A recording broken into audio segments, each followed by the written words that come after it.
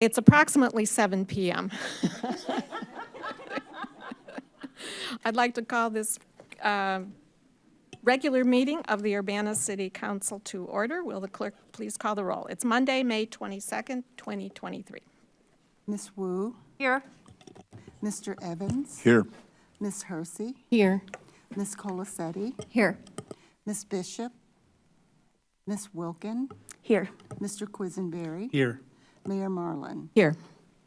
Next item is approval of minutes from the previous meeting of April 10th, 2023. Is there a motion? So moved. Is there a second?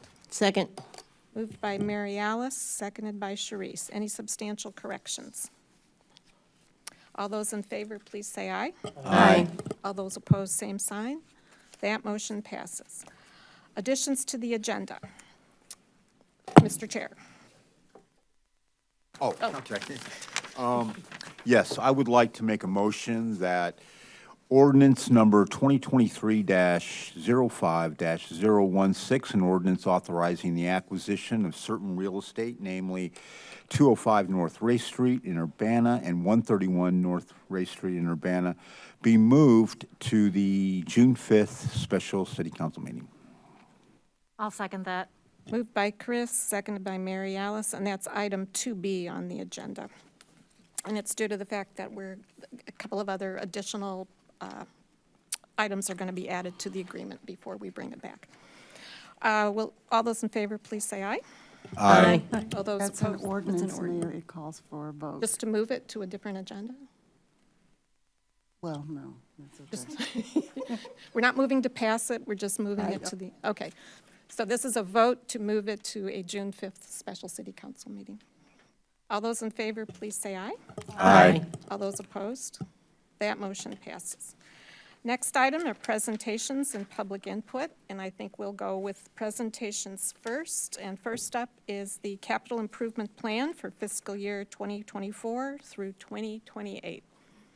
And we have Public Works Director Tim Cowan and City Engineer John Zeman presenting.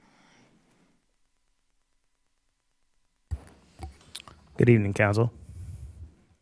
Good We'll evening. get this thing up and we'll get rolling.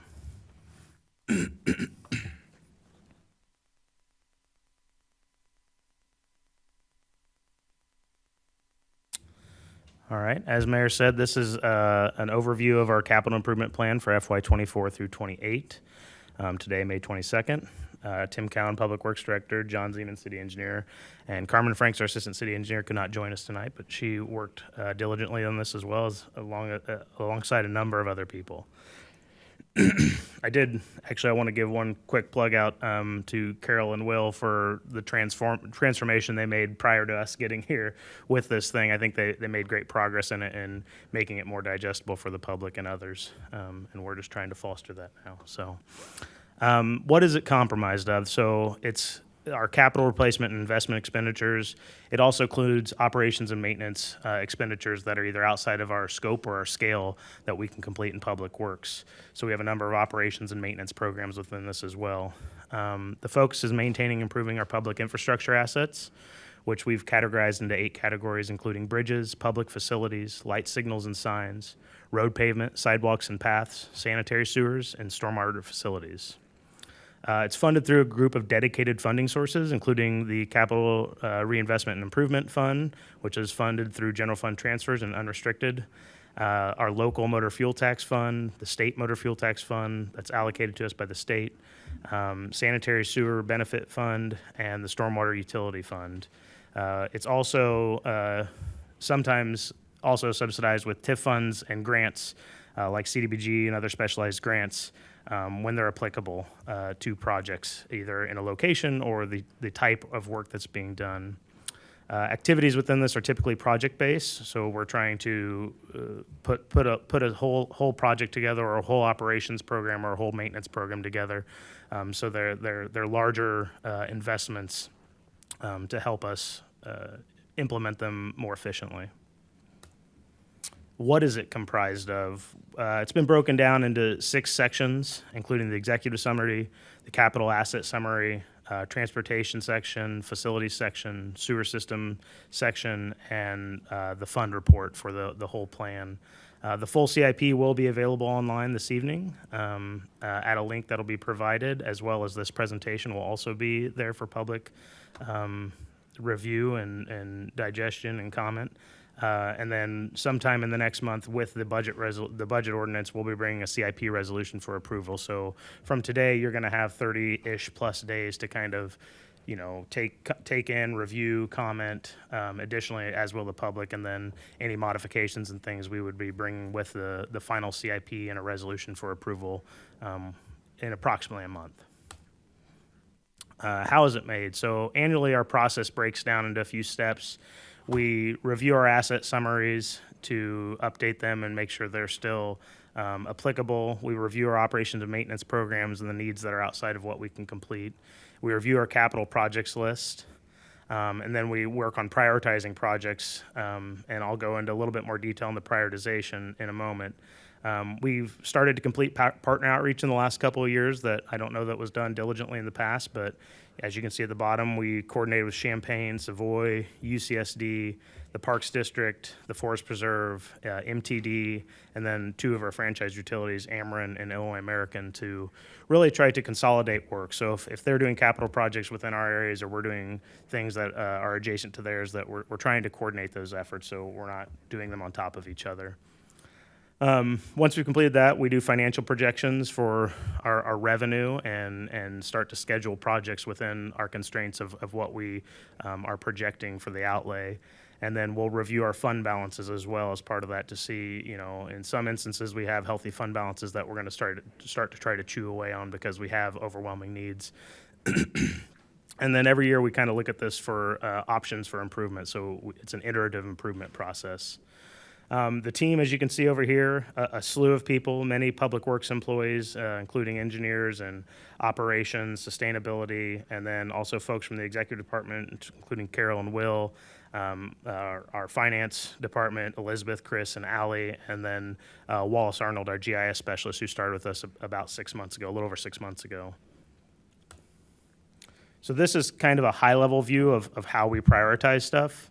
So we have the restricted funds, as in the local motor fuel tax, the state motor fuel tax, the stormwater utility fee, and the sanitary sewer benefit fee.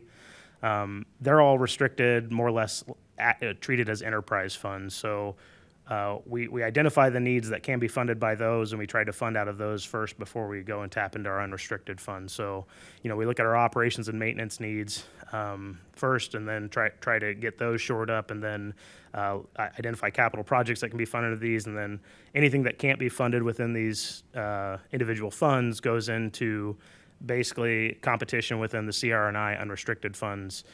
So we have those four funds have projects that come out of them that are typically unfunded. And then we have a number of other capital needs that don't have dedicated funding sources, such as the facilities. As you're all well aware of, we're looking to go out and bond on that at this time.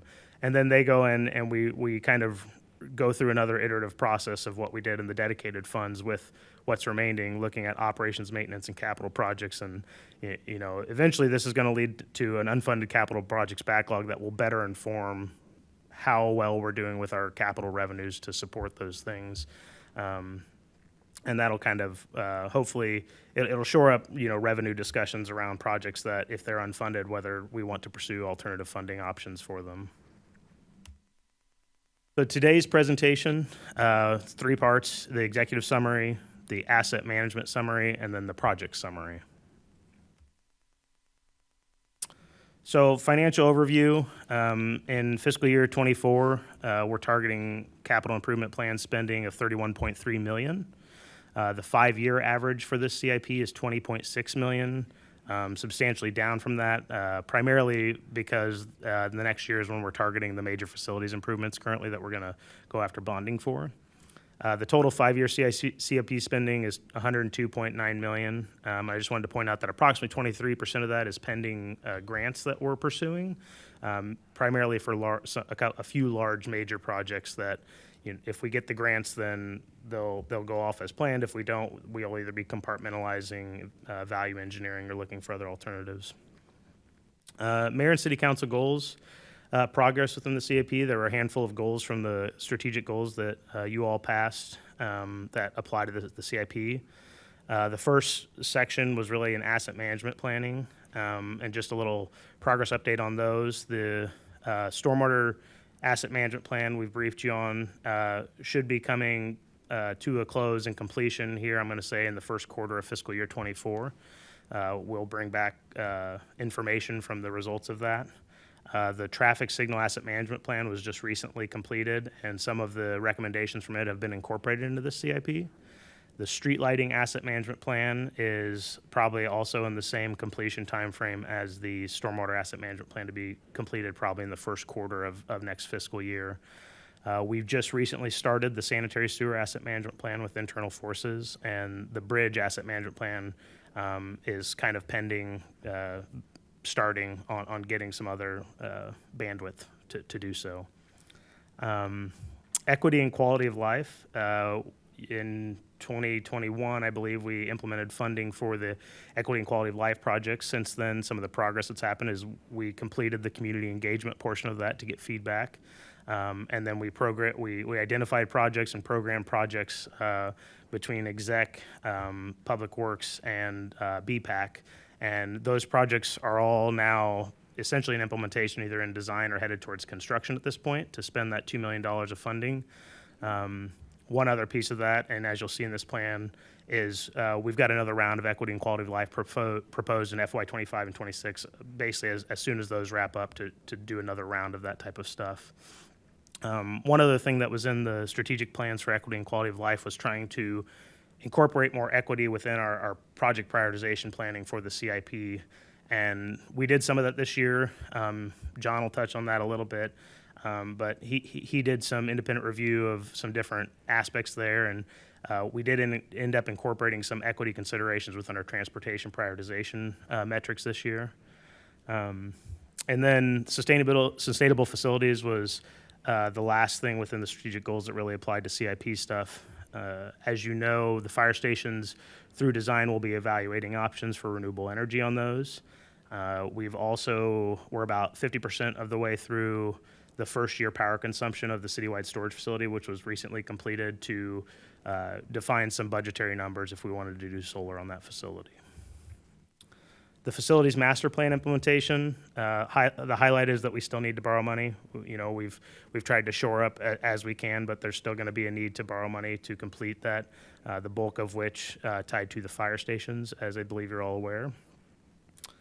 Staffing vacancies and limiting CIP implementation. Now, if you look the last couple years over, we've done a mid-year update with folks to try to kind of let you know, like, we came to you with a plan and this is how we're progressing through it. And what we found is that's kind of aligning with our engineering staffing. So 2 years ago, we were about 50% staff and we completed about 50% of our plan. And then last year we made some headway and we're closer to 65, 70% of staff, and we're targeting completing about 65 to 70% of our CIP in this year. The good news on that is we have just opened a deliberate recruitment to finalize some of those vacancies within our engineering division, which hopefully should get us in a good footing moving forward. Construction costs, they still remain high. We're still subject to this unpredictable inflation. The National Highway Construction Cost Index is up 46% from 2 years ago. I know we talked about 21% last year, and it's still pretty volatile. So we've done our best job in estimating, but it's still very unpredictable at this time. And the result of that is really that it limits how much we can do.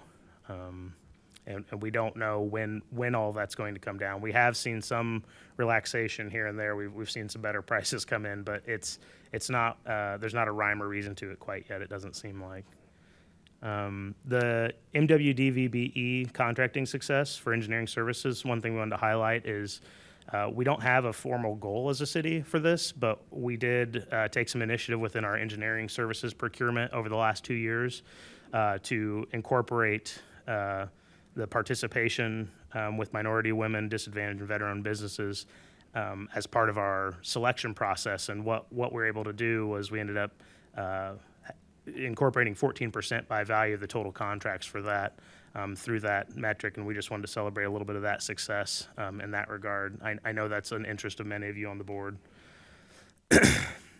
And then grants. So, you know, in lieu of the staffing vacancies, we're still working towards trying to get money from outside the city. So, and just a little overview, pretty successful, honestly. So what we've already got awarded of the 33 and change, 33 million just about on the dot that we've targeted, about 9.4 of that is already programmed, awarded, or allocated via CDBG, ARPA, ITEP, STBG, and DECIO. A couple of those that you might not be familiar with, ITEP is an Illinois Transportation Enhancement Program that's annually funded. It used to be federally funded more so, and the state has now, feds pulled some money, the state's added some money. It actually makes the program a little bit easier for administration, which is great for us. And then the STBG and STPU, those are really like the local, because we're in a metropolitan planning organization, we have dedicated transportation funds for us to spend regionally. And those are towards projects that regionally scored high for Urbana to fund. And that's the design of the Lincoln Avenue, Washington, Killarney section, as well as the Florida Avenue design that we've been discussing, pursuing the RAISE grant for. And then DECIO's Department of Commerce and Economic Opportunity, and that's a special funding that we were able to get through one of the political entities had awarded this for the fire station reconstruction projects. Some of the big pending awards are big projects. RAISE grant for Florida, we've already got our second application in for that. The first one we were not awarded, so the second one has been resubmitted. Scaled down slightly because we were able to get ITEP funding for the side path on that project.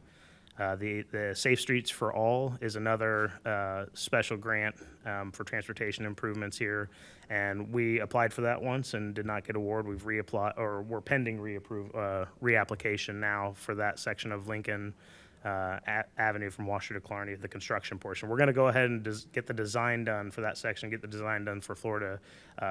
Being shovel ready with project design helps those, so if we're not awarded those, we'll be more apt for award in the future. And then the local STBG, STPU funds through CUATS for the Lincoln Avenue from Greene to Florida. We've got that kind of forecasted later in the CIP in hopes of getting that programmed in with the other regional projects here. And then we applied for this Illinois EPA 319 grant for some Boneyard Creek improvements that will essentially include better water quality and more accessibility for cleaning, siltation and things out of the Boneyard Creek area. This is just for kind of the front end planning and design, and there's an opportunity to then reapply for construction post-design. So asset management summary, high level stuff, the asset management plan method that we've kind of approached over the last couple of years is really like more like life cycle considerations around our public infrastructure assets, and then we have master plans that inform on more of a 10 to 20 year cycle for major projects, and then we have our capital improvement plan that we're talking about today, which is really our 5-year outlay of what can we do.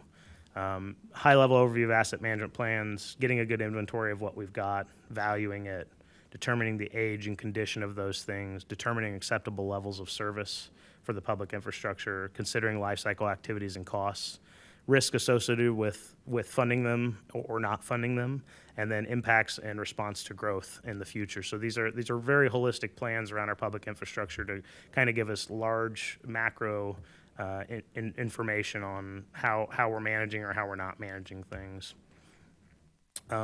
Asset valuation, as you can see, pavement is still the bulk of cost associated with our public infrastructure at 44%. If you pair that with other transportation-related things like bridges, light signals and signs, sidewalks and paths, it's about 58% of the total. You can see stormwater facilities at 23%, sanitary sewers at 13% are also costly infrastructure for us to maintain. The total valuation we have for this year is $1.5 billion with a B of all our public infrastructure. It's not a small effort to maintain this and do so well for the people. This is very impacted by the National Highway Construction Cost Index at this point, and as we complete more of these asset management plans, they'll help us refine our estimates, hopefully a little bit better. But these are large scale, like planning type numbers for us to kind of wrap our arms around this. Looking at the asset management summary versus what we've proposed spending over the next 5 years, the top section here is really targets developed from the asset management summary. How much should we be spending per year to fund life cycle replacement and recommended operations and maintenance of these facilities and public infrastructures. And what that boiled down to is $36.5 million per year. What we are spending within capital reinvestment and improvement, we're spending about $15.4 million, and then $13.1 million on operations and maintenance, which I would denote 7.9 of that 13.1 is within the Public Works operating budget for us to maintain things, and the remainder of the other 5.2 is programmed within the CIP. So that's why these two don't add to the 20.6 that you saw earlier, because we're actually funding another $8 million out of the Public Works. So total, what we're funding for public infrastructure asset management is $28.5 million on average for the next 5 years, which what that is it results in about an $8 million a year funding gap between our capital investment, operations, and maintenance based on our asset management summaries, which they're still highly theoretical, and as we get better information and more definitive information, that will fine tune, and that could go down or it could go up. But that's where we're at right now through this CIP. We are essentially underfunding in theory on these things, but there's a number of other considerations that go into this stuff. This is really just a visualization of the same information. The large gray circles kind of our target in theory, and then in the next 5 years, this bold black line and the different things that fund it.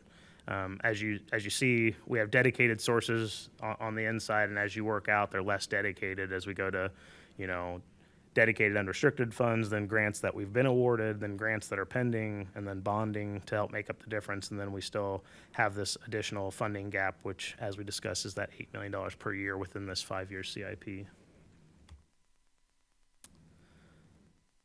We'll go into project summary. Happy to go back over any of this stuff if anybody likes, but we'll get into the projects a little bit, and I'll kick things off, and then I'll hand them over to John. So the facilities master plan projects, high-level overview, the citywide storage facility was completed within FY23. It's operational. There's a couple snapshots of the facility there for your viewing. It's a 23,000 square foot facility that's used for equipment and vehicle storage and other storage by Public Works, police, and fire departments currently. The city building lobby reconfiguration that's happening right outside these doors. It's a $1.14 million interim improvement to the city building to enhance doing business and operations here at the city building. That's slated to be completed this summer still. The fire stations, which are in the queue, the $11.5 million up from the $10.5, that number actually includes land acquisition costs that we've discussed recently. And is on the docket. Part of that's on the docket for this evening. We are entering design into that phase. We are receiving submittals from construction managers to assist through the design and construction later this month still. And the targeted date still is hopefully to be getting design underway and to a point of bidding later this winter. Probably January timeframe currently is what we're targeting. And then construction would be probably going into FY25 at that point. The Public Works campus rehab, we really just bundled all the various Public Works facility needs into one because it made more sense to kind of get a single individual to come in and help us program those improvements before we completed those. That includes rehabbing the current Public Works facility, renovating 704 Glover into a fleet facility with document storage, and then doing some other minor upgrades on our site, and then repurposing our current arbor shop to be a storage facility for LRC. And the big part of that is bringing our arbor and landscaping employees back into the Public Works hub over on Glover and out of the landfill site. We have a number of other minor rehab efforts, including ADA enhancements, security enhancements, outfitting the citywide storage building with additional storage items, and then the annual general rehab, which really just takes care of made larger scale unplanned capital projects such as boilers, heaters, HVAC, as well as other more minor improvements. With that, I will hand it off to John Zeman. Okay, thanks, Tim. So you'll see a noticeable difference in our styles here. I have 0 slides. Do want to, again, recognize the good work of our GIS specialist in the rest of the city and getting our GIS capabilities advanced. What I'm actually going to do is take this opportunity to do a little kind of demo of our CIP website. So the way I'd encourage council and the members of the public to get this, easiest way I know how is to update your browser periodically and then go to a web search of Urbana, Illinois CIP. So this one will pop up as the top web page. Just going to think about it. And we're going to get a chance to see, hey, it's available for review. The attachment's at the bottom of the page, and we have a review period nominally till Juneteenth, as we're bringing planning to bring the resolution for adoption that 20th on that Tuesday. So, for somebody who wants to take a real deep dive, we've got all sorts of master plans, asset management plans. Tim's presentation's on this here already. And here are all the documents, and it's 107 pages. Glory. But first, I just want to jump into the map quickly. This is through our GIS portal. This will show mostly capital projects with some maintenance programs as well. So you get in here, this layer window will pop up and just pull it to the side. We did some color coding, try to make this a little easier to digest. Basically, we got blue, green, red, and yellow. The green colors are the projects that are scheduled for construction this fiscal year. The yellow ones are scheduled for studies and plans in this fiscal year. We got some red projects that are in the CIP, but in the future years of like FY25 through FY28. And we went through some blue projects on there. Those are in our backlog. They didn't make the cut this time. As resources would allow, we would add them in. But want to, and then, you get a chance to explore. Of course, you click on them, pops up with the basic information, name of the project.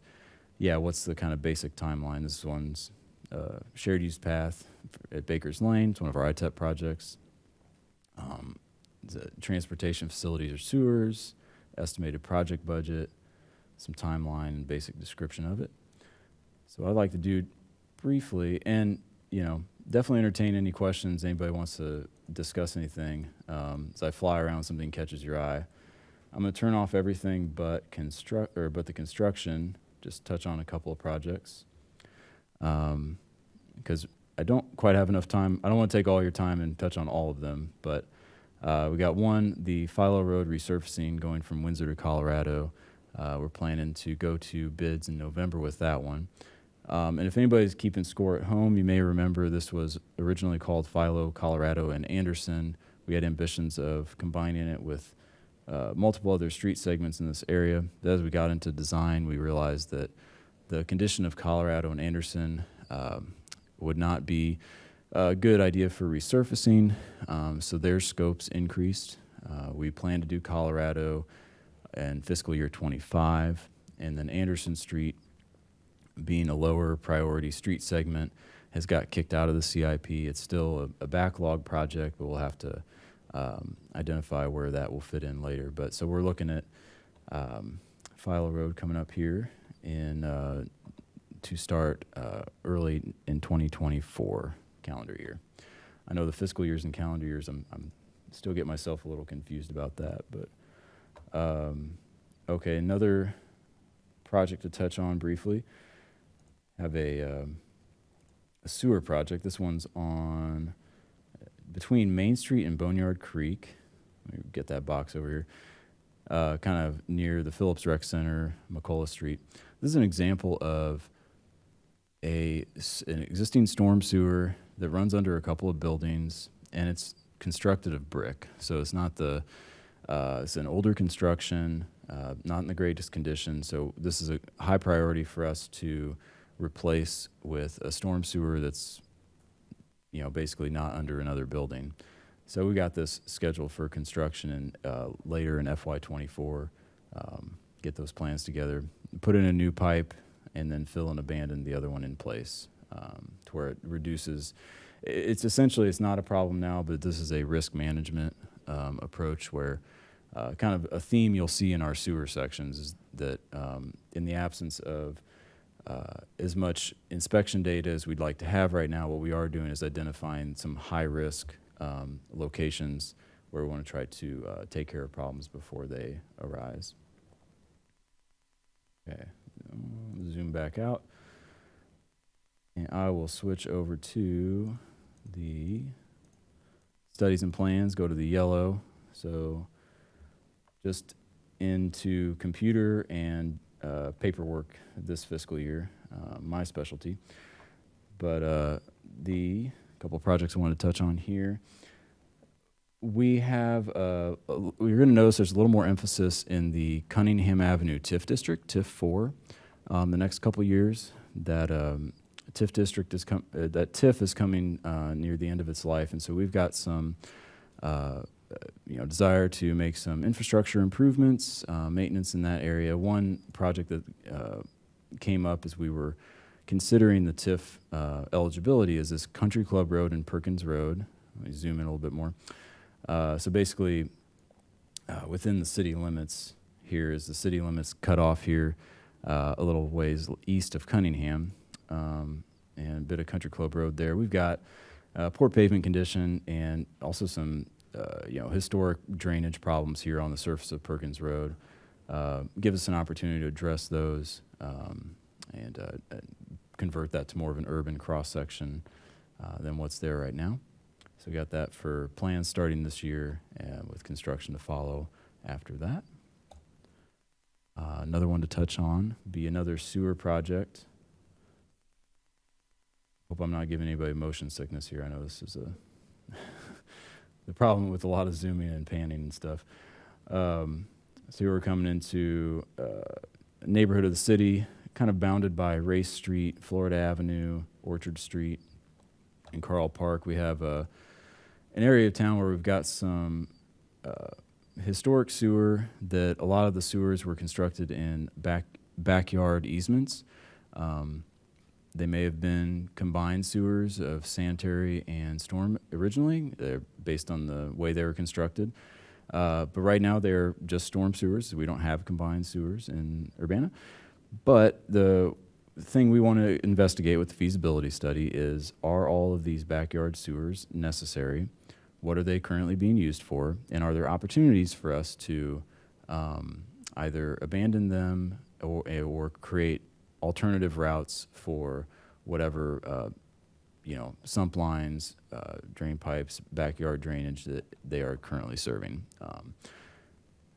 Probably not too surprising. There's many private structures and improvements built on top of these sewers, and access to them is challenging to say the least. And so we want to, this is again kind of a risk management measure where we want to try to get ahead of it. So I mean, really just a few projects to touch on. And I was going to step out of this map and encourage you guys to explore on your own, unless anybody has any questions up front. Is that the end of the presentation? We can walk through some of the project books if you want specifically. What we would encourage really in the next however many days is, now that we have an interactive resource that we didn't have before, is people can actually go in and look in areas that they're concerned about or interested in to get more information on those. All of these are actually paired with project information on the CIP page. We didn't go over some of the big projects that we've been over in the past, such as the Florida Avenue projects, the Lincoln projects. We've talked about those in our grant pursuits and things like that. They are all in planning phase. They're all moving forward. They're just a slow chug on some of the bigger capital projects. One thing I think I would say high level on our projects overview is we're doing a lot more operations and maintenance than we have in the past. It's probably less attractive to the naked eye, but it's a high necessity. So we're bolstering up patching programs, seal coat programs, crack sealing, sewer investigation programs, lining programs, which have not been here in the past, which is some of the regard of not having, big capital projects to talk about. It's not that they're not happening, but a lot more of what we're doing now is rehabilitation or preventative maintenance type stuff that has not been done in the past. And spending more money on that is going to save us money in the future. But a lot of that stuff is programmatic by areas of town rather than by specific targeted projects, we'll say. Seal coat for one. We have five sections of town that we have delineated because typically seal coating, it's purely preventative maintenance, and it's a 3 to 7 year cycle. That's the life you get out of it. We're targeting a 5 years so that everything gets hit again before it gets bad. But that's some of the overview as to why some of the projects we're not quite as in depth on. That's our seal coat map there, just showing programmatically we're targeting these areas cyclically every year, so that rather than some streets getting missed and getting on a 10-year cycle and some streets getting attention on a 3-year cycle, we're trying to at least give everything a 5-year cycle, so that the issues with that is once you lose your preventative maintenance windows, they're gone. You're not going to, if you go and reseal coat a road, you're not going to get 5 to 7 years. You're going to get 2 to 3 years. So if we can get to them before they lose their life, that's the target that we're hoping for here. And you'll see in the fund report of this, we've delineated this more to have an operations section, a maintenance section, and then more of a capital section. Local motor fuel tax, for example, is one that you'll see in future years are purely operations and maintenance expenses at this point. A lot of this stuff, the stormwater asset management plan that we've talked about, as we're able to identify more defined projects for backlogs, we expect that backlog to grow. But for the time being, that's where we're at. A lot of the big major capital projects, they're either already in planning. I know John will be back here early June with multiple resolutions to pursue design on the Florida Avenue project, the Lincoln Avenue Washer to Killarney project that are subject to grant funding in excess of $20 million. So the big ones are still moving along. The other ones are still in queue. But operations maintenance is a strong focus of our CIP right now. Thank you. We'll have time for a couple of questions if there's questions from council. Mary Alice. Thank you. Whoops, sorry. Thank you. I love the interactive map. I think it'll make it much easier for the public to look at and ourselves as well. So you had mentioned that 2 of the big grants that we had were not funded and that we're going for round 2. Lincoln and Florida, were those the 2? And then Correct. Yeah? And then you had also mentioned that Anderson has been kind of kicked away. Correct. Are there any other highlights in terms of things that haven't been funded or things that were taken off of the CIP in the 5-year plan? About that. Nothing that comes to mind that's been kicked out. The Anderson project, as we talked about with Philo, Colorado, Anderson, Colorado's been delayed a bit, and Anderson's kind of in the backlog at this point. Bring up the blue. Let's do a refresh. If I remember correctly, we had an issue with the bridge that was failing suddenly, maybe on Washington Street, it's still going, yes. That's, And so I thought that we had to kind of reprioritize a couple of things so that we could put that at the forefront. yeah, and I don't know that we've lost, other than, things like Anderson. Trying to think of anything else that we would have lost from that. Well, and I know the Kohler Avenue bridge was knocked off we updated our prioritization scoring system. And we get into that in probably ad nauseum in the report, but talk about some that were bumped out by the scoring change, which included taking into account an equity lens and including some more of a systematic view of safety that we weren't able to do last year with some new data that RPC provided us with. And wouldn't you know, whenever you do a demo, stuff like this happens. So looks like the levels aren't turning on. We're going to figure out that. Yeah, the only other one I can think about would be the Florida Avenue at James Cherry. But I think it's still within the CIP. It's just postponed to a later date. Right. Okay, all right. So, Thank you. Sharice? Thank you for such a thorough presentation regarding this.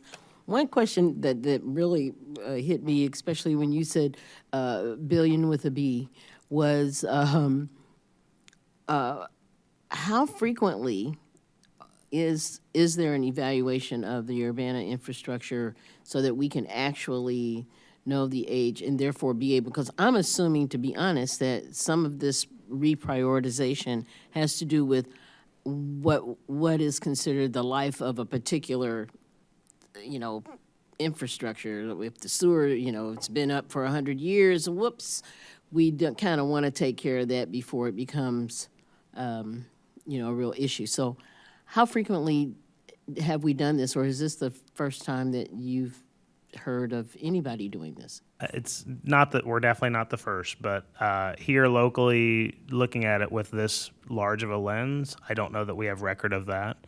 The intent is eventually for us to get to kind of more of a risk matrix where we look at consequence of failure and likelihood of failure of our assets, where we can marry those into a risk score to define a level of service where we say, once assets hit a certain risk score, we want those to be in our 5-year CIP. We pursue funding accordingly for that type of stuff. Now, what we're lacking right now is really that information. And we're making major efforts towards that. We've got the manhole condition assessment and GIS updates project, which is we're hoping to award within June and get that effort started. That's going to take over a year for them to complete that effort. We, again, like I said, within this, our operations and maintenance expenditures have went up because we're trying to catch up on a backlog of lack of investigation of our sewer system. Ideally, age is a nice factor for like long-term planning, but really we want to look at condition assessment in lieu of age. If we have the condition assessment, we would take that over age every day. And, things like what we're on now for our sewer system is we're targeting a 10-year cycle. We want to look at everything at least once every 10 years so that we can make a determination on something that, may last 100 years, may last 200 years. But if we can look at it once every 10 years, we can kind of assess. It's like a wellness check. As you go to the doctor, you get checked up on. We're trying to do better at that, but we're closing a lot of gaps. GIS has been a huge addition to this. That's the organization metric or the method for us to keep this information organized and let it live into the future. Whether I'm here or any of us are here in the future, that's the metric or that's the tool to do this with that we haven't really utilized quite to the potential that I think we could have in the past. But yeah, I would tell you, moving forward, the asset management summary that we did this year, we'd like to just continue to improve that every year. So we're looking at this stuff, at least in some regard, every year.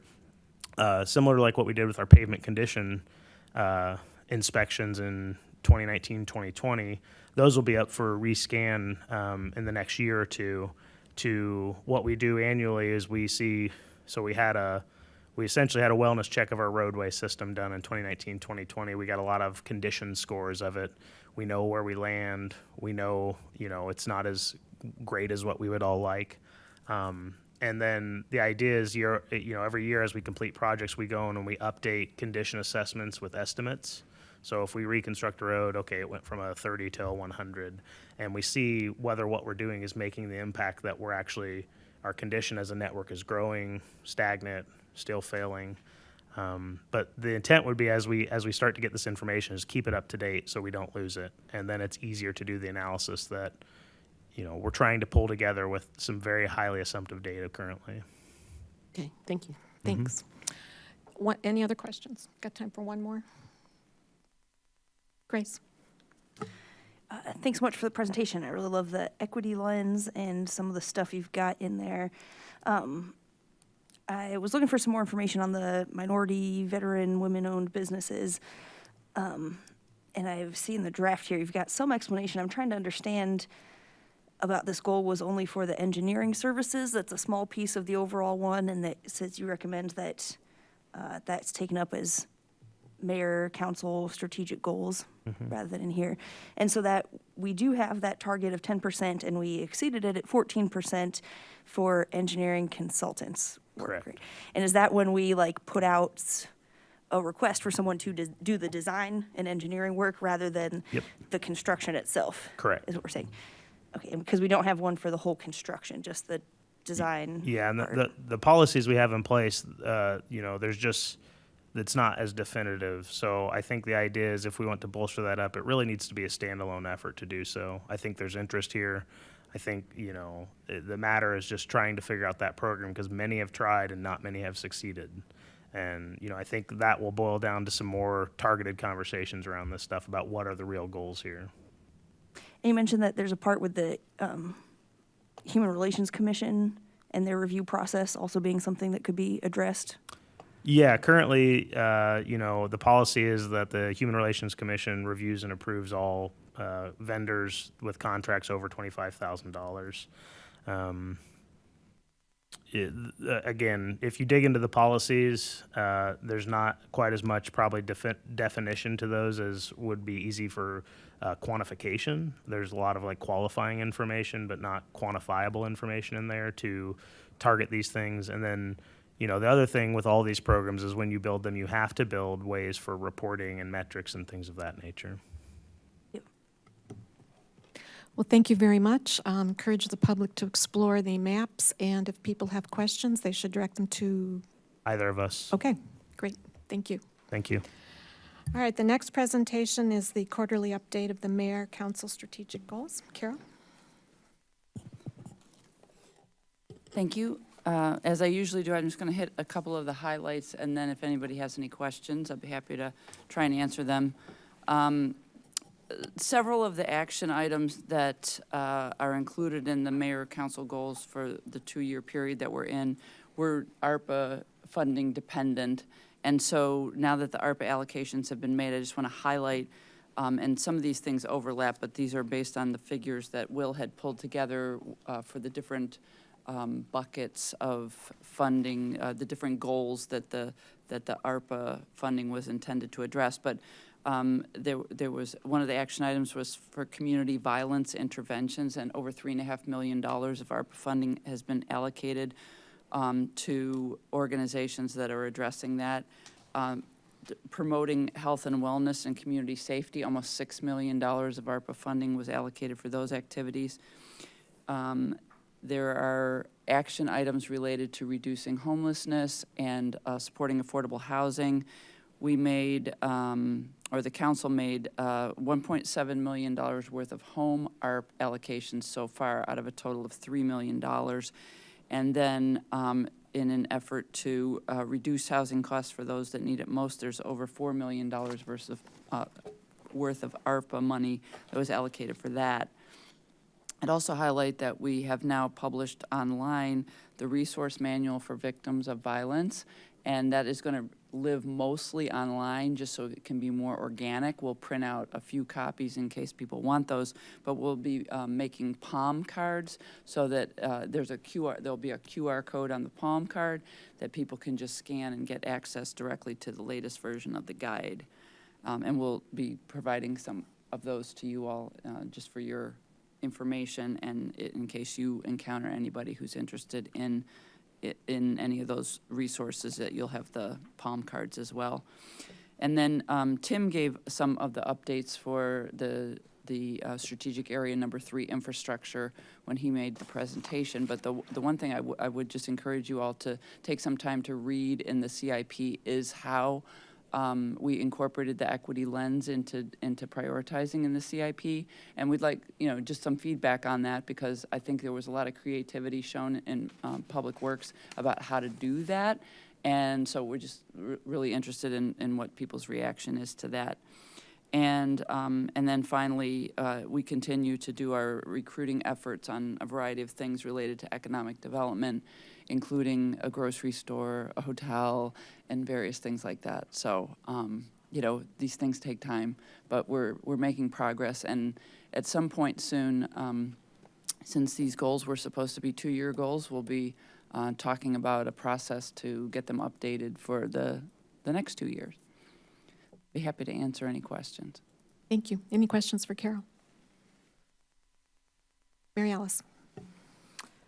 So Carol, I don't pretend to understand the craziness in terms of how cannabis dispensaries are allocated throughout Illinois, but one of the things here said that the city had reached out to the license in Vermilion County that was denied them, but they couldn't reuse it in our county. Right, these things are very tied to certain geographic areas, and we noticed that they had been denied, and so we thought, well, let's just reach out and see if there's any possibility that they either have a license, a license in our area, or that they could transfer it, and they couldn't. But we're very interested. We're not shunning these folks. We're embracing these folks. So. No, and I appreciate that. I guess what I'm trying to figure out, because I don't understand the ins and outs of that rule in terms of the geographic locations, is our county, is our city eligible for a vendor to be able to be here? I think there are 3 or 4 right now that have Champaign County licenses of some kind. And so the funny thing is, you'll see that in that same item, it says letters were sent. They don't provide, or the state doesn't provide a lot of contact information, so we had to go old school and just send them, snail mail. But there's only a handful that actually have licenses that we know of that they could locate in Urbana. And there's no way to go back to the state and say, hey, they can't have it here, can we transfer it over here? That's more for the license holder to do than for us. All right, thank you. Any other questions? Grace? Thank you so much for the update. I do have a few that I can try and go through quickly, and other things that need a follow-up, Okay. that's fine too. My first one was for contracting with and completing the public safety review. Yes, Mentioned the social pinpoint site. yes. I don't know if you could tell us more about that. Did we already know about that? I'm sorry? I don't know if that was already shared. This wasn't sounding familiar to me. It sounds Yeah, like that's the name of the website that Barry Dunn has put together. So if you go on the Urbana website and the Barry Dunn tile is in the sort of, it's one of the squares, I don't know what you call that, but it's a highlighted thing on the landing page for our website. And if you click through that, you will get to the social pinpoint site. Great, thank you. And then similar question for the manual published online about resources for domestic violence. I wasn't finding where that one was. That comes through the police services. I can get you the link for that. Thank you. Yeah, it'd be great to share with the public and at large. Other one was about enforcing or enhanced compliance with housing for human rights ordinance.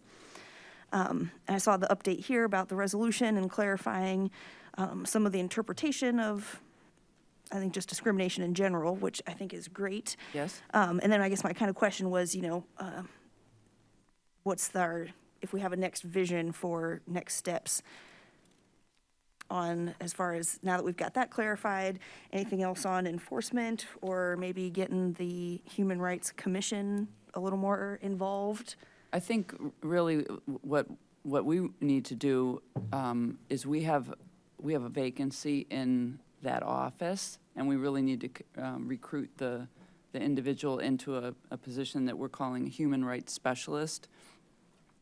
It's a new position that we created to help support the efforts in this area.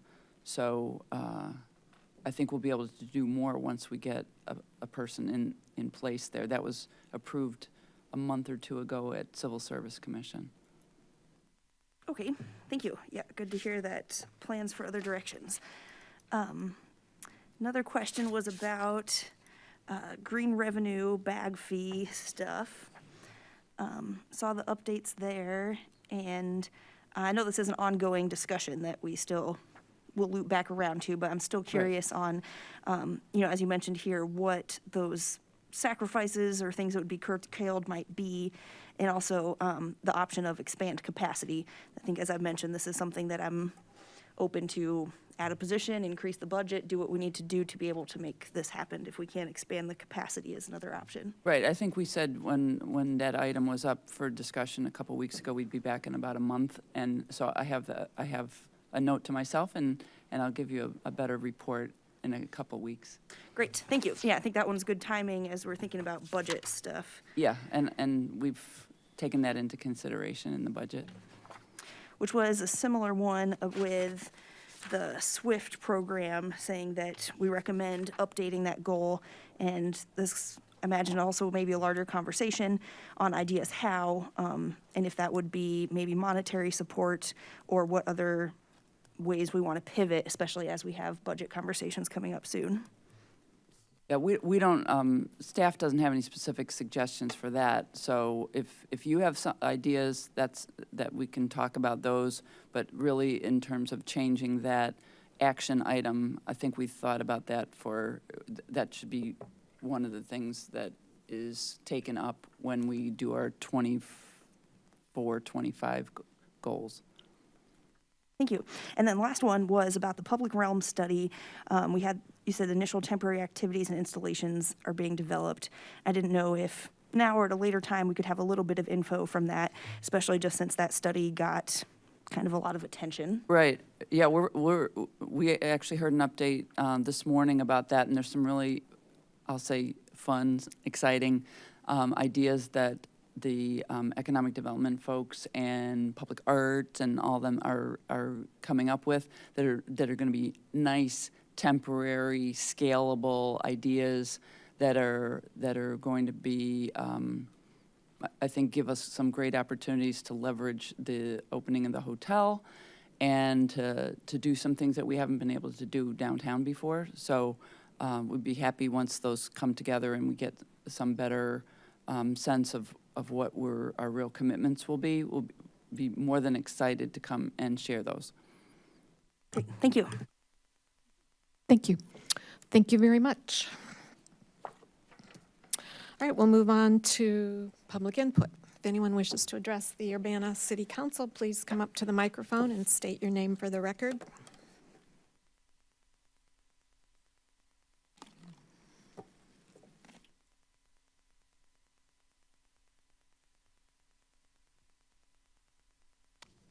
Good evening, Mayor Marlin and members of the City Council.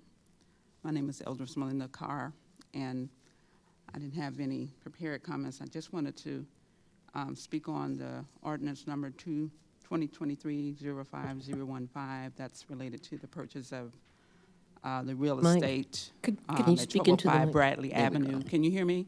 Yeah, that's Barely. better. Just move a little closer to the mic, Okay, please. I'm sorry. Pull the mic down so it'll be right at your mouth. Can you hear me? Yes. Okay. So related to the relocation of the fire station, and there's some concerns in our area. I understand that there was an open house, and of course I've been dealing with other things related to Dr. Ellis, no pun intended, putting out other fires. So some residents are concerned about, the relocation that's near our, area. It's going around the corner, but it's deeper in the Dr. Ellis, really a few streets over from where I live. I think there needs to be a better job of informing the residents about changes such as these. It's a major change, and it's a change to the fabric of our neighborhood. And just as the consideration was given to the WUNA, I think it's the West Urbana Neighborhood Association, when they had a situation that would have changed the character of their neighborhood, we want the same consideration that they had. So we don't feel like we had input on this change. I wouldn't have labeled it an open house because maybe public hearing is not the right term, but some term to let us know that this is going to change the way this neighborhood is going to look. There's going to be some changes that you might want to consider. So we're asking to reconsider this plan based on some concerns that our neighborhood has about the relocation. And I think that's it. Just we'd like to have a voice. So I just wrote down voice. We don't feel like we had a voice in this process. So thank you.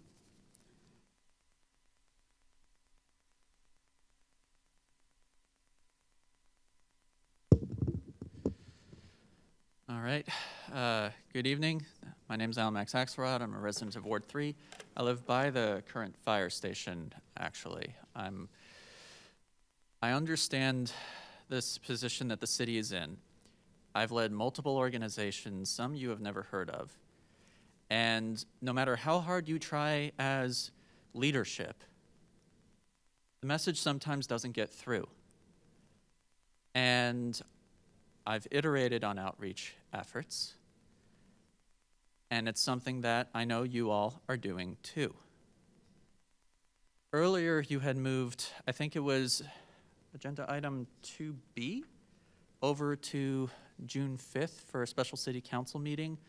I understand that that's not necessarily a plug and play. I can't necessarily ask you to do exactly that step for agenda item 2A. I get it. And I also get that you did the technically correct things. And that does give you the right to continue on. Ward 3 has been heavily gentrified. We have one census tract that doesn't even have life expectancy data because it is so dense with college students. I know because I live in that census tract. I processed the data for the Cunningham Township when I was an intern there. It's the census life expectancy data set done in 2015. And so what I'm seeing here, which is, I know, not intentional, it'd be not great if it were, is the movement of a fire station away from some apartment complexes into a residential area, and a sensitive one at that. So I ask that some additional consideration is made here to just try and do well by residents so that folks know that they're heard and understand exactly what's going on, because this is very similar to the situation with Learman Gardens, where the city did the technically correct steps. And because there's now this timetable, folks wouldn't have known about it if we didn't flag it in our Solidarity Committee meeting. Just watch agenda items to try and make sure that we can let people know what's going on. It's nothing elaborate. It's a very basic thing. I'd like to see more people do it in their community. Like, that's how much the message missed the mark here. So I'm just asking to say, like, yes, the firefighters deserve a facility that will work well for them. I get it. And I don't think that the concern of some folks, especially some who couldn't be here tonight for health reasons, that the least that could be done is to pump the brakes a little bit on this and to try again to do outreach in an iterative fashion a little bit better. That being said, I also talked, I sent an email. Thank you, Charisse, for reading that email last week about the Starbucks Workers United vote last Tuesday. It passed 19-1. I personally know Starbucks workers in Peoria who were retaliated against. It is a very real concern. So I'm not asking for you to move heaven and earth. Even a social media post would be fine, where you're at the Starbucks having a Union Strong coffee. For those who don't know, you can order coffee, say your name, and then just say Union Strong afterwards. They'll put Union Strong on the label. It's quite nice because they get to say Union Strong in their workplace. It's a very healthy and cathartic way of supporting unionized workers who are struggling. That's why they unionized. 19-1 vote? That's pretty impressive. So I'm just asking that you go there, you speak to management. They're the ones wearing black usually, not the green. And you just say, like, I have some concerns here. I want to make sure that you know that we want folks to be treated well here. Like, that's all that has to happen. You don't have to be super confrontational about it. So, you know, next time you feel like you need a coffee, a brownie, or anything like that, please, it's not going to take too much time out of your day.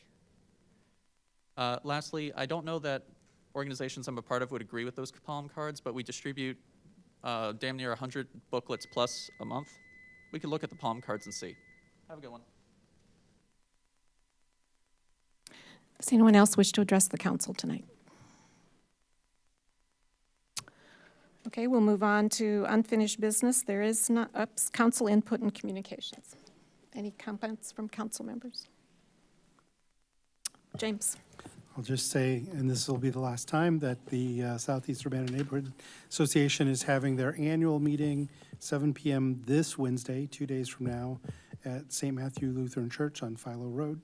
Hope all the neighbors in that area can join us. Thank you. Sharice?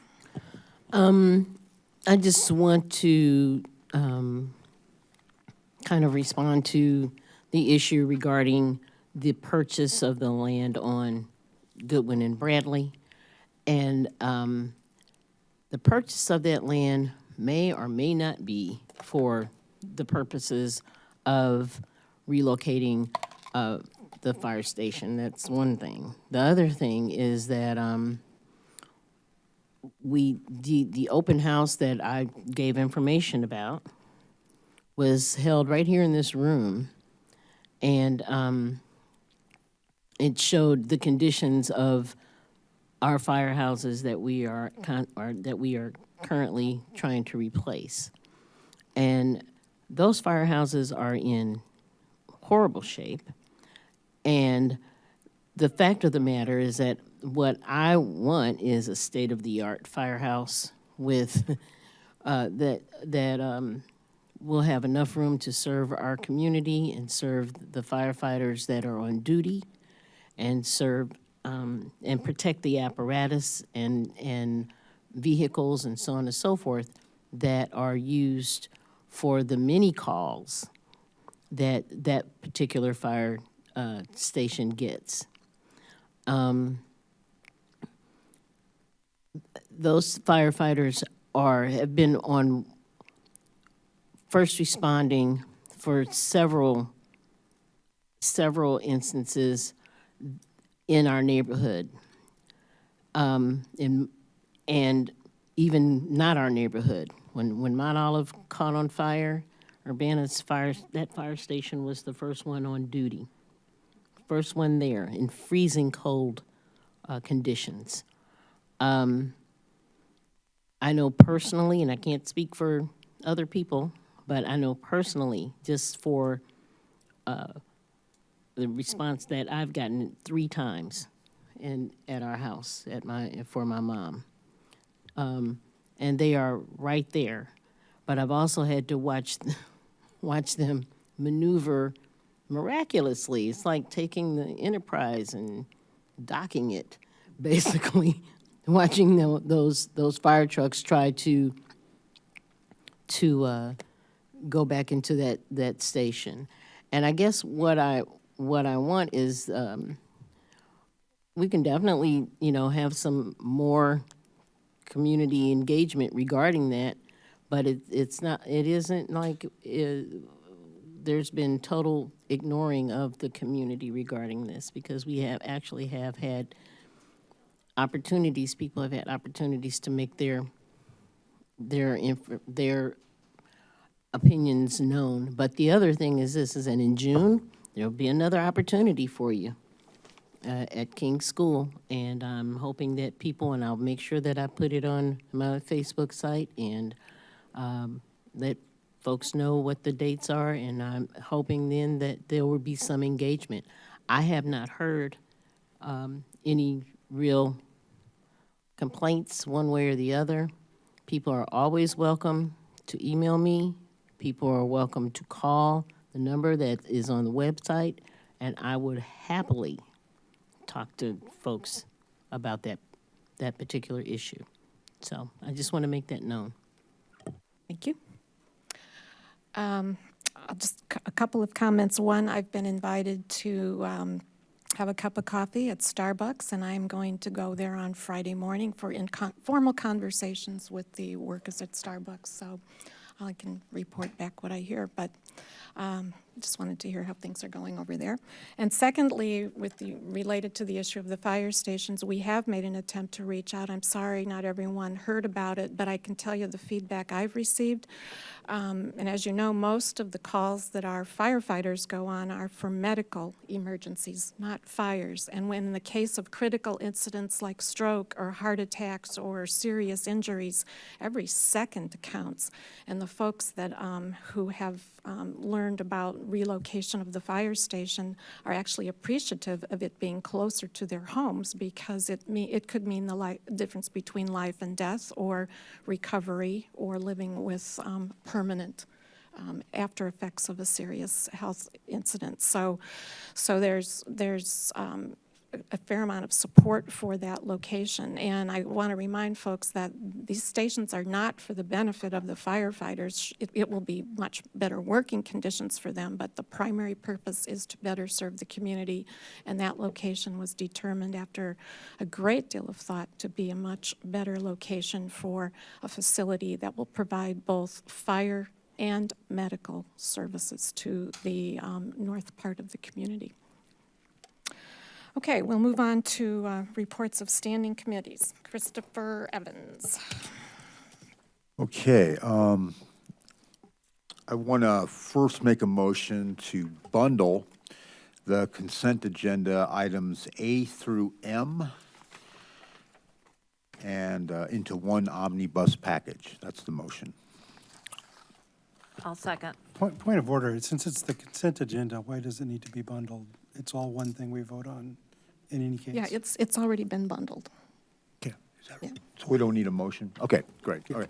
So therefore, I would move that the following resolutions be motion for approval. Resolution number 2023-05-059R, a resolution approving and authorizing the execution of an ARPA sub-recipient agreement, University YMCA. Resolution number 2023-05-056R, a resolution approving and authorizing the execution of an ARPA sub-recipient agreement, Housing Authority of Champaign County Youth Build. Resolution number 2023-05061R, a resolution approving and authorizing the execution of an ARPA sub-recipient agreement, Urbana School District 116 Community Engagement. Resolution number 2023-05-060R, a resolution approving and authorizing the execution of an ARPA sub-recipient agreement, Urbana School District 116 Alternative Education. Resolution number 2023-05-057R, a resolution approving and authorizing the execution of an ARPA sub-recipient agreement, Housing Authority of Champaign County Steer Place. Resolution number 2023-05-058R, a resolution approving and authorizing the execution of an ARPA sub-recipient agreement, Housing Authority of Champaign County SRO project. Resolution number 2023-05-052R, a resolution approving and authorizing the execution of the ARPA sub-recipient agreement, Urbana Park District. Resolution number 2023-05-064R, a resolution approving and authorizing the execution of an ARPA sub-recipient agreement, Justin Peterson. Resolution number 2023-05-062R, a resolution approving and authorizing the execution of an ARPA sub-recipient agreement, Urbana Champaign Independent Media Center. Resolution number 2023-05-054R, a resolution approving and authorizing the execution of an ARPA sub-recipient agreement, Cunningham Township. Resolution number 2023-05-055R, a resolution approving and authorizing the execution of an ARPA sub-recipient agreement, Champaign Township. Resolution number 2023-05-063R, a resolution approving and authorizing the execution of an ARPA sub-recipient agreement, Champaign County Healthcare Consumers. And ordinance number 2023-05-013, an ordinance authorizing the sale of certain real estate, namely 903 North Division, 1605 Wiley, and 1107 North Gregory. All those motioned for approval. Is there a second? I'll second that. Moved by Chris, seconded by Mary Alice. Will the clerk please call the roll? Ms. Wu, Yes. Mr. Evans? Yes. Ms. Hersey? Yes. Ms. Colacetti? Yes. Ms. Wilkin? Yes. Mr. Quisenberry? Yes. That motion passes. Next will be the regular agenda omnibus with the following resolutions. I move for approval, resolution number 2023-05-042R, resolution approving and authorizing the execution of a subrecipient agreement, State of Illinois Department of Commerce and Economic Opportunity Agreement, East Central Illinois Mutual Assistance Center, Newcomer Immigrant Student Support. Resolution number 2023-05-041R, a resolution approving and authorizing the execution of a subrecipient agreement, Community Development Block Grant Agreement, Rape Advocacy, Counseling and Education Services, Survivor Services, Trauma Therapy. Resolution number 2023-05-045R, a resolution approving and authorizing the execution of a subrecipient agreement, State of Illinois Department of Commerce and Economic Opportunity Agreement, Big Brothers Big Sisters of Central Illinois, community-based mentoring program.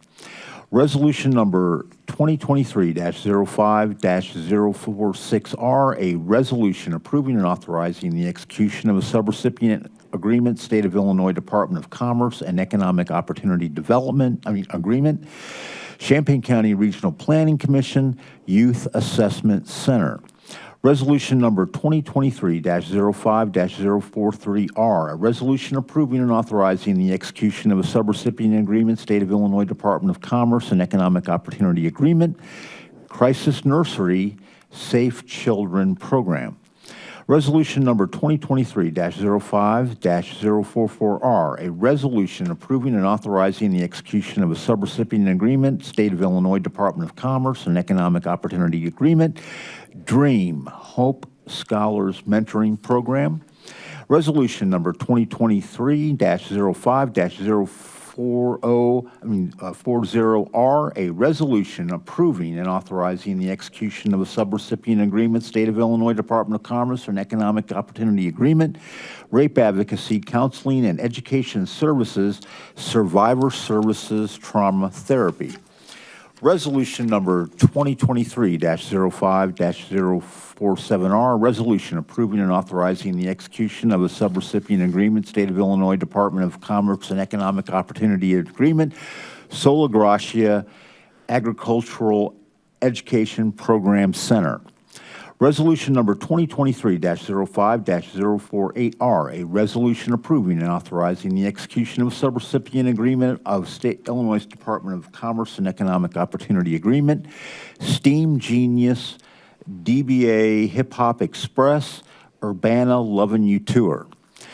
Resolution number 2023-05-049R, a resolution approving and authorizing the execution of a subrecipient agreement, State of Illinois Department of Commerce and Economic Opportunity Agreement, the Well Experience, Well Kids Learning Hub.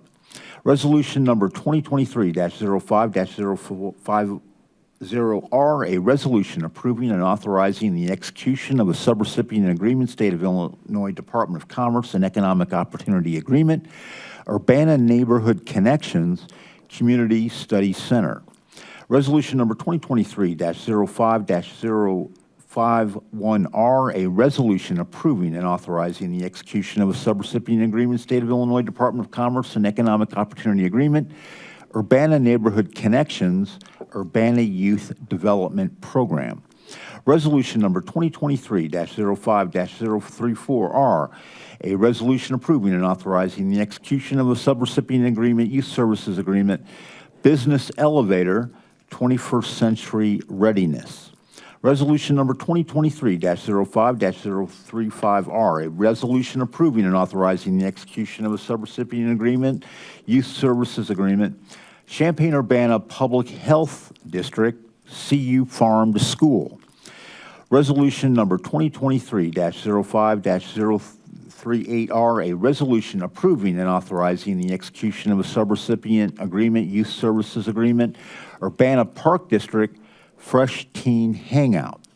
Resolution number 2023-05-039R, a resolution approving and authorizing the execution of a subrecipient agreement, youth services agreement, Urbana Park District Outreach Swim Lessons.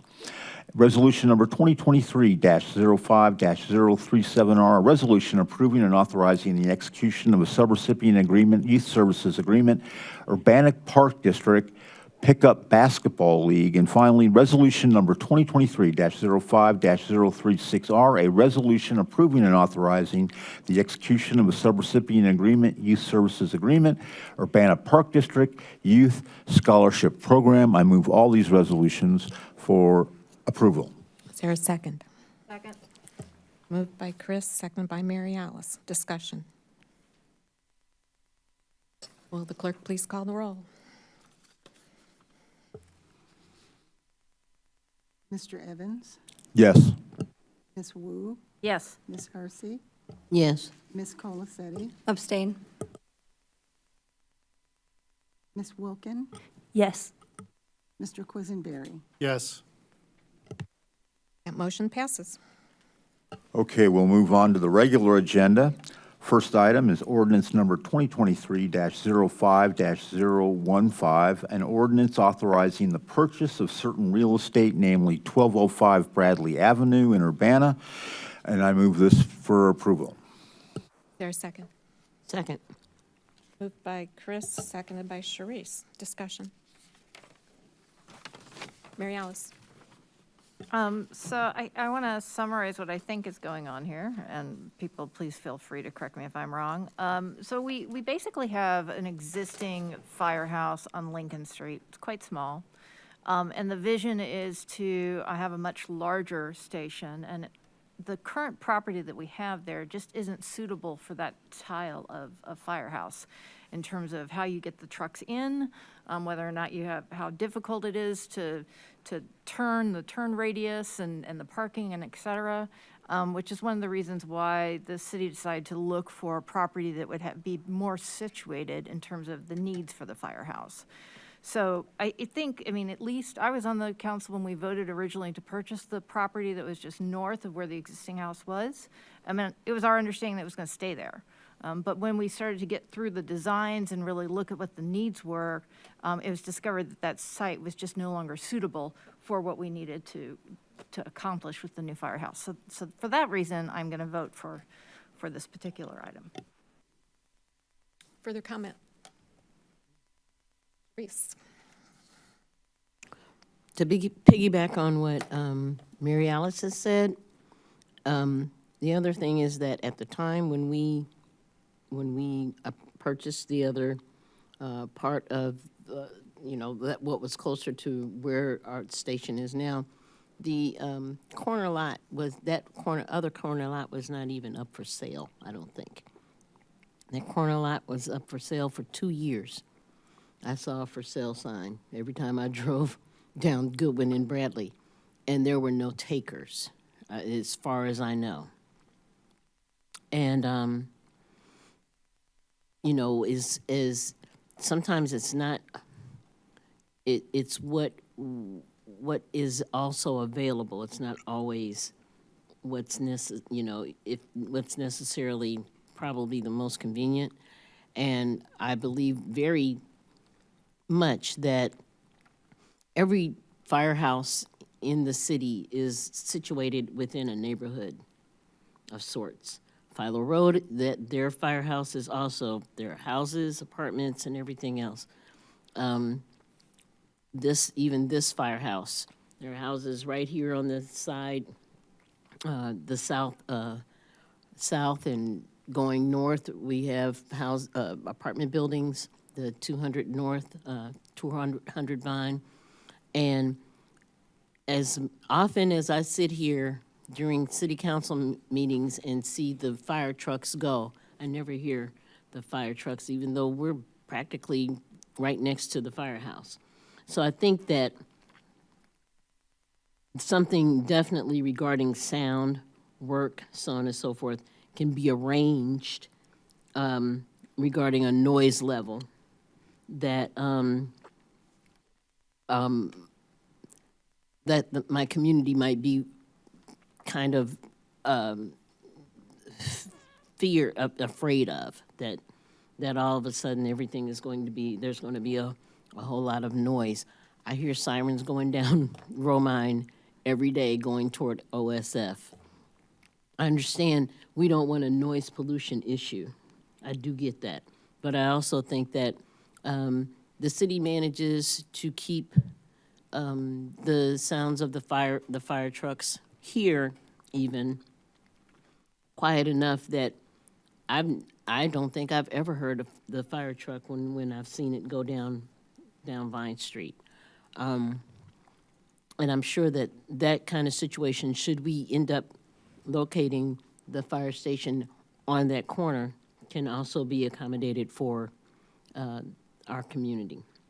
But the other thing is, I think because of the services that the fire station in our area already provides, I think it would be a really great example, a really good opportunity to introduce some of the young people in my subdivision to this profession, to this career, and something that they don't even get to see now, let alone experience, or to broaden their horizons, that this too could be more of a community firehouse.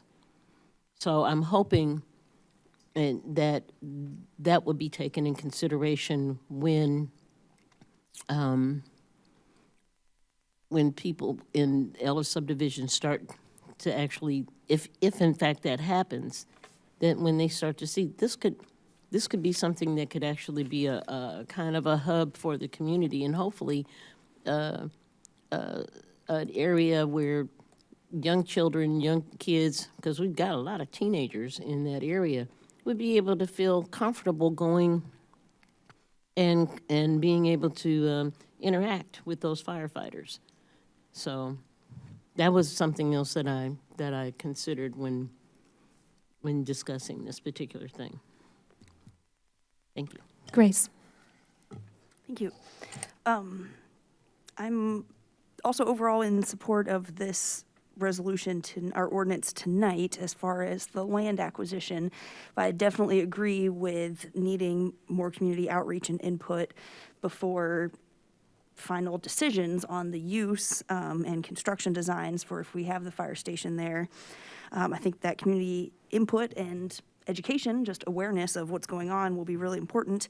And we could maybe have some designs, looks like there's maybe a little tree line, but have some other kinds of sound barriers. Overall, it looks like it's going less than half a mile away from the current location, maybe closer to less people overall, can't quite tell, but I think that we definitely owe some thought and consideration and opportunity from input from the surrounding neighborhoods about this. I understand some of the challenges of living close to the fire station. I'm pretty close to the Philo one, and understand having to block the road when they're backing out or backing back in. And so hopefully this would be less traffic and similar kind of noise distribution. But again, I think that it is essential to have input from the community themselves. And my question was, would this require a rezoning or any other kind of step for determining the use for this property? Like, just think about when there's notices on people's doors and there's, some commission hearings and opportunities for input.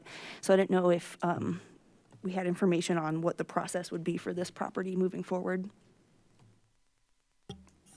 I just want to be clear that this will be the site for the fire station. We're buying it for that purpose. So in case there's any lack of clarity about that, and there's no rezoning that's required. And so, sounds like then there was not a plan for input from the community. Is that correct?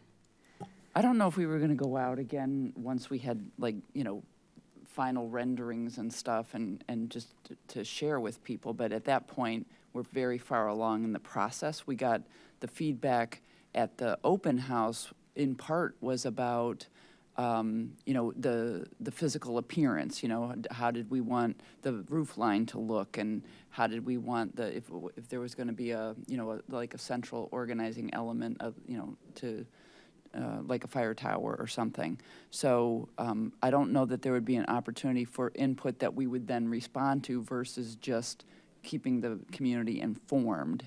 But, you know, I mean, Sharice had mentioned early on when we were talking about this site as a possibility about the issue of sound, and we spoke to the fire chief about it, and he said that's not anything that's unusual about, you know, holding off on starting up the sirens until they're away from the single-family houses. So,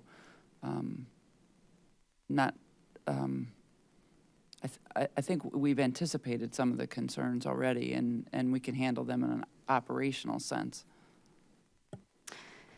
Thank you.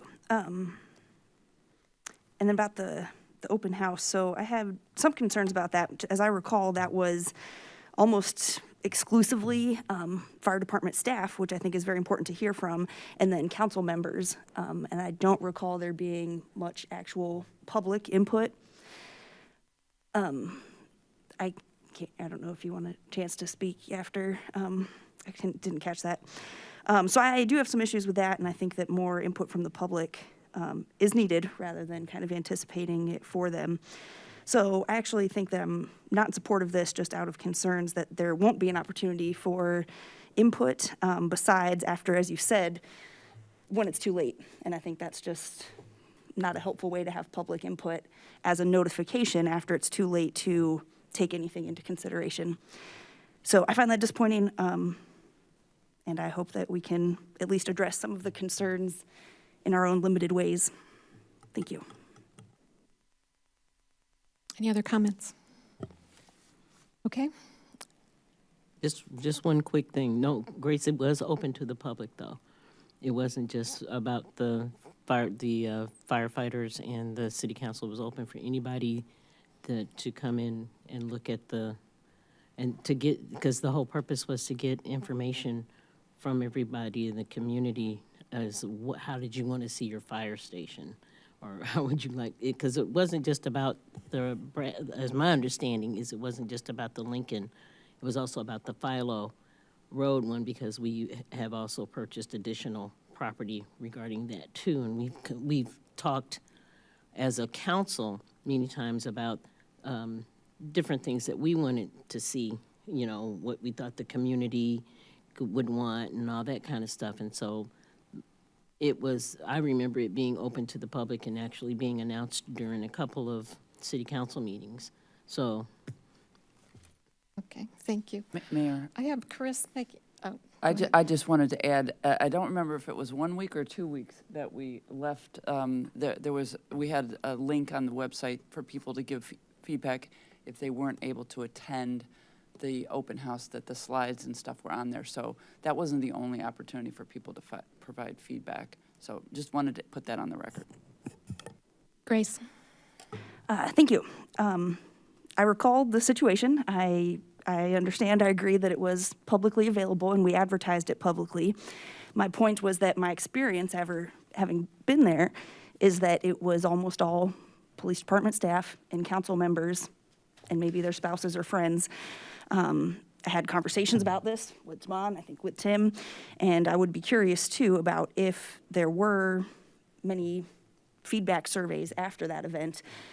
Because I just have serious concerns that although it was open to the public, it was not meaningful public input because it was all coming from internally where we've already discussed this.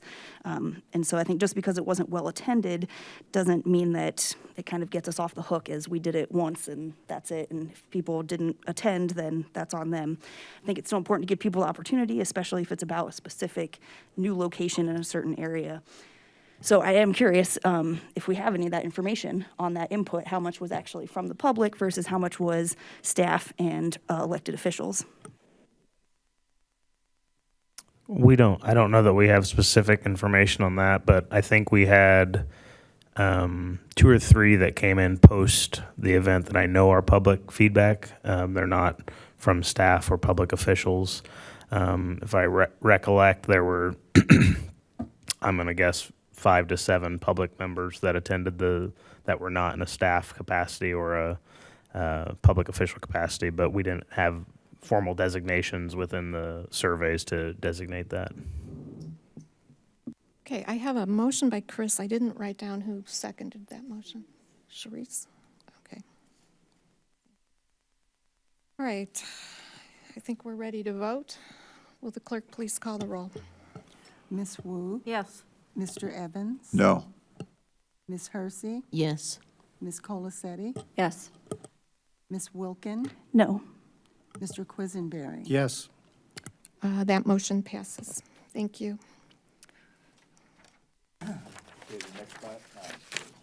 The next item on the regular agenda is a resolution number 2023-05-53R, a resolution approving and authorizing the execution of an ARPA subrecipient agreement, Champaign County Environmental Stewards, and I motion for that approval. I'll second. Moved by Chris, seconded by Mary Alice. Any discussion? Will the clerk please call the roll? Ms. Wu, Yes. Mr. Evans? Yes. Ms. Hersey? Yes. Ms. Colacetti? Yes. Ms. Wilkin? Abstain. Mr. Quisenberry? Yes. That motion passes. Thank you, Chris. We move on to reports of special committees. There are none. Reports of officers. Seeing none, there's one item, or no new business, and then one item under an appointment. And this is to the Human Relations Commission for the term ending June 30th, 2026. And I am pleased to nominate or appoint Ann Panthen for your consideration. She's an 8-year resident of Urbana. She works part-time as an information and archives assistant at the Urbana Free Library. She currently serves as the vice president of the League of Women Voters of Champaign County, where she manages meetings and represents the league at statewide functions. Previously, she was employed as deputy director of MedCAD at the Champaign County 911 Center. In her statement, she stated, "I'm interested in community service and have pursued opportunities over the years in various ways. The Human Relations Commission interests me because as a city, we must do a good job for all citizens. If someone feels they've been the victim of discrimination and feels strongly enough to bring a complaint forward, it's important to have serious people that will listen and review the situation to make sure we get to the truth of the matter. Citizens need to feel heard in a serious way. The commission exists to hear allegations brought forth by the citizens of Urbana, so as a fellow citizen of Urbana, I'm happy to be in a position to listen and to give serious consideration to the situation." Is there a motion? I move to approve Ann Panthen